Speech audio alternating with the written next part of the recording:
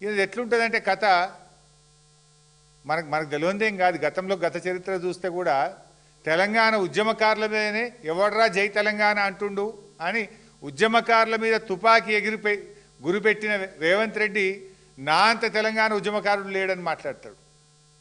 సోనియా గాంధీ గారిని పట్టుకొని బలిదేవతాన్ని తిట్టినటువంటి రేవంత్ రెడ్డి అసలు సోనియా గాంధీని దేవత, అసలు కాంగ్రెస్కు నా అంత విధేయుడే లేడు అని మాట్లాడతాడు.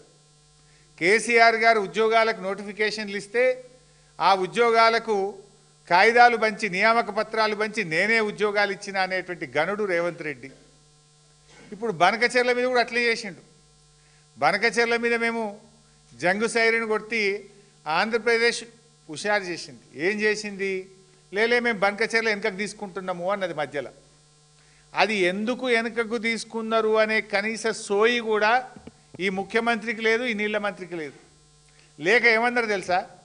లేలే మా పోరాటానికే బనకచెర్ల వెనుకకు తీసుకున్నది ఆంధ్రప్రదేశ్, ఇది మా విజయం అన్నాడు ఉత్తమ్ కుమార్ రెడ్డి. అయితే ఇలా కనీస సోయి లేదు.